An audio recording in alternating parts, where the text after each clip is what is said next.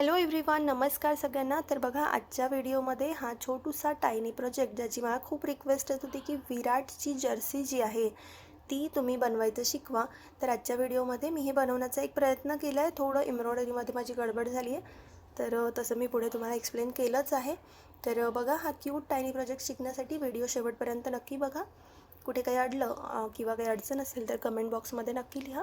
आणि जर channel subscribe केलं नसेल तर माझं चॅनल नक्की सबस्क्राईब करा. बघा, आजचा जो प्रोजेक्ट आहे आपला, त्याच्यासाठी आपल्याला लागणार आहेत एक ब्लॅक कलरचं यान आणि सोबत रेड कलरचं यान, आणि थोडं जे आहे आपल्याला व्हाईट कलरचं पण एम्ब्रॉयडरीसाठी काम आहे. आपण यूज करणार आहे 3.5 मिलीमीटरची हुक. सीझर आपल्याला आपली यान नीडल सोबतच आपल्याला एक कीरिंग.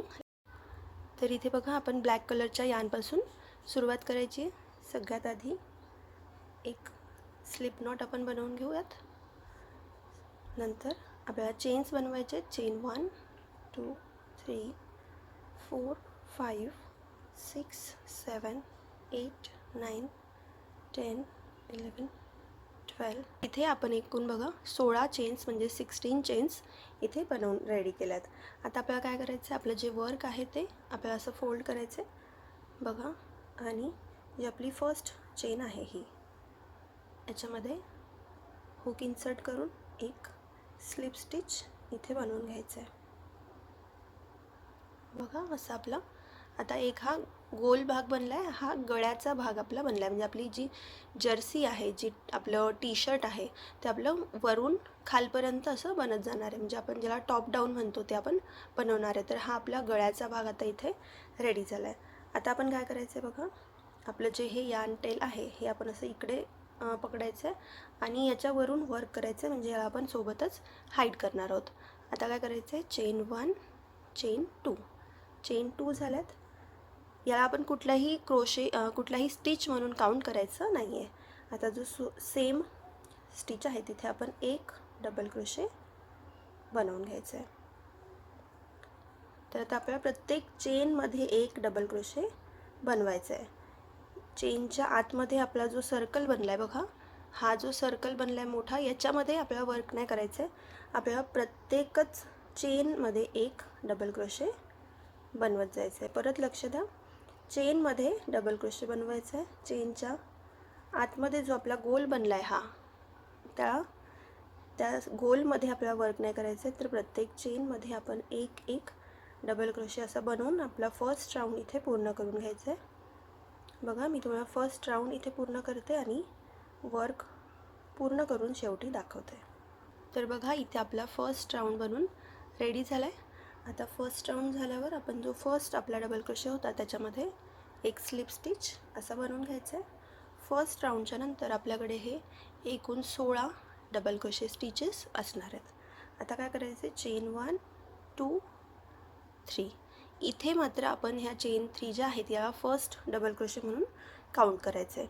आता आपल्याला दुसऱ्या राऊंडमध्ये इन्क्रीज करायचं आहे. तर आपण काय करणार आहे, जिथे आपण चेन बनवली आहे त्या सेम स्टिचमध्ये आपण अजून एक डबल क्रोशे बनवायचं आहे. कारण आपण 3 चेनला पहिला डबल क्रोशे मोजणार आहोत, तर आता ह्या स्टिचमध्ये आपण 2 डबल क्रोशे बनवलेत, म्हणजेच इन्क्रीज केलं आहे. आता पुढच्या स्टिचमध्ये परत 2 डबल क्रोशे बनवायचे आहेत. तिसऱ्या स्टिचमध्ये 2 डबल क्रोशे बनवायचे आहेत बघा. असं हे इन्क्रीज होत जाईल. प्रत्येक स्टिचमध्ये आपण 2-2 डबल क्रोशे बनवून हा दुसरा राऊंड इथे पूर्ण करून घेऊया. तर हे बघा, दुसऱ्या राऊंडनंतर आपलं वर्क असं दिसत आहे. आता दुसऱ्या राऊंडच्या शेवटी आपल्याकडे 32 म्हणजेच 32 डबल क्रोशे स्टिचेस आहेत.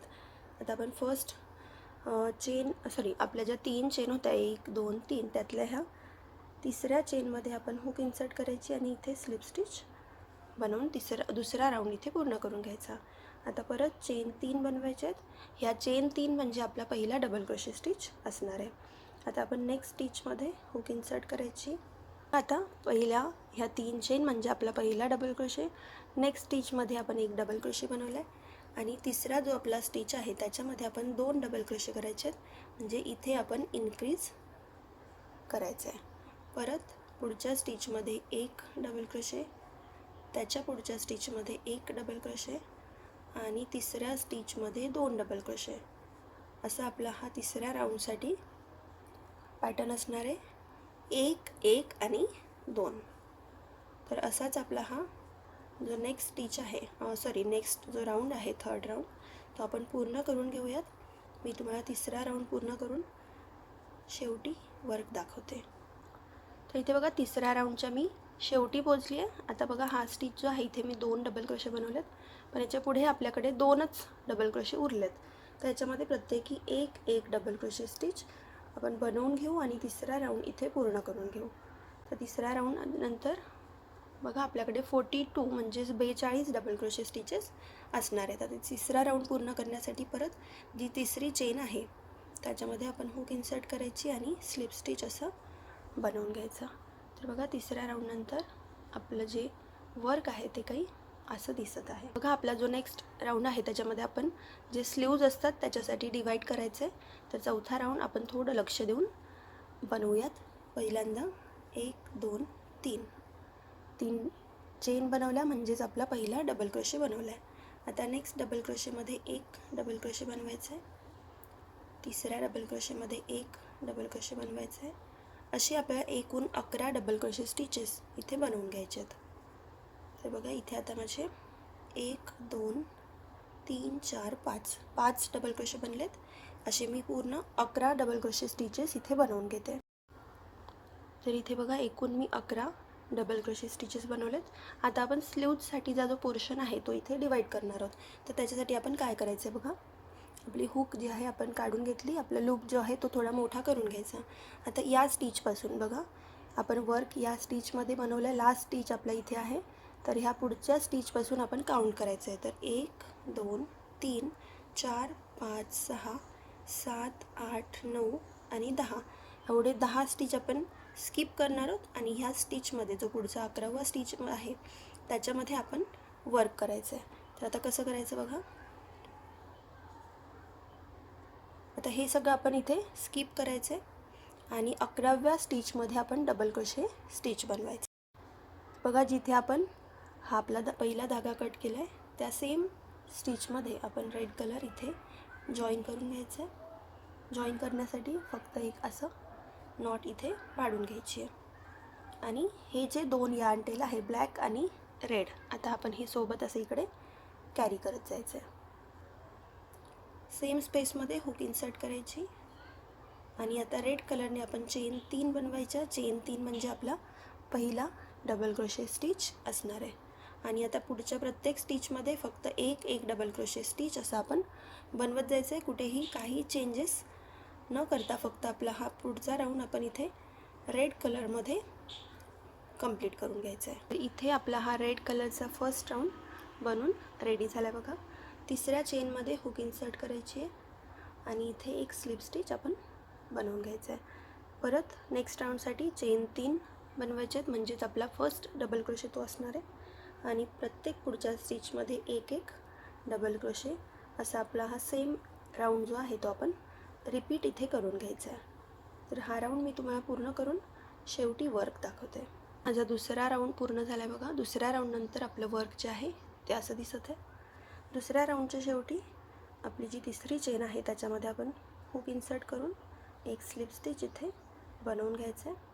नेक्स्ट राऊंडसाठी आता आपण चेन 2 करायचे आहेत आणि सेम स्टिचमध्ये आपण एक हाफ डबल क्रोशे स्टिच बनवायचा आहे बघा.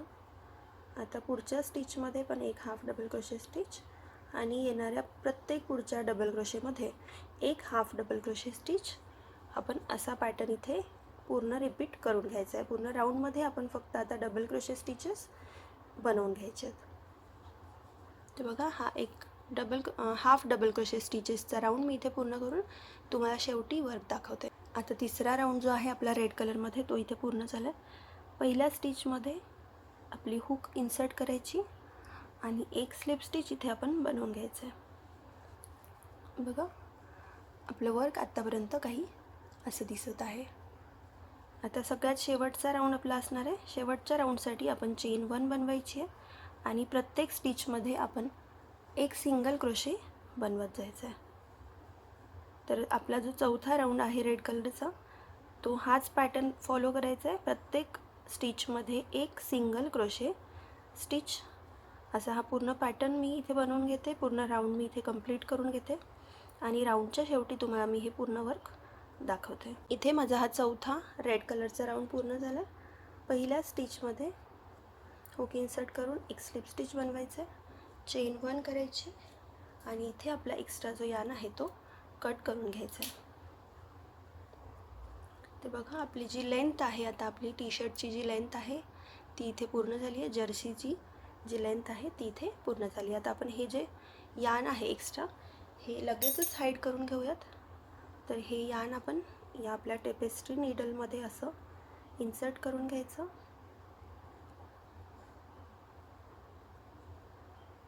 बघा आणि थोडं आपलं वर्क असं करूयात आणि उलट बाजूनी म्हणजेच आतल्या बाजूनी ह्या रँडम स्टिचेसमधून आपण आपलं जे उरलेलं यार्न आहे ते काढून घेऊ आणि छान हाईड करून घेऊ, म्हणजे आपल्या वर्कला एक छान फिनिशिंग येतं. मी याच्या आधी पण तुम्हाला सगळ्या व्हिडिओमध्ये सांगते की उरलेलं जे यार्न आहे ते लगेच तिथेच कट करायचं नाही, तर ते आपण थोडंसं असं हाईड करायचं. आपली जी टेपेस्ट्री नीडल आहे, जी यार्न नीडल आहे, ती ह्याच गोष्टीसाठी आपण यूज करायची असतात. हे उरलेलं जे यार्न आहे हे इथून आपण मात्र कट करू शकतो. ते बघा अतिशय सुंदर आपलं हे वर्क इथे बनून रेडी आहे. तर इथे बघा आपली ही सुंदर जर्सी बनून रेडी आहे. याचं फिनिशिंगही खूप सुंदर दिसत आहे. आता फक्त आपल्याला जे विराट आणि 18 नंबर जो आहे तो याच्यावर आपण एम्ब्रॉयडरी करून घ्यायचं आहे. तर त्याच्यासाठी ह्या यार्न नीडलमध्ये मी हे व्हाईट यार्न इथे टाकून घेतलं आहे आणि आता आपण याच्यावरती विराट नाव असं लिहून घ्यायचं आहे.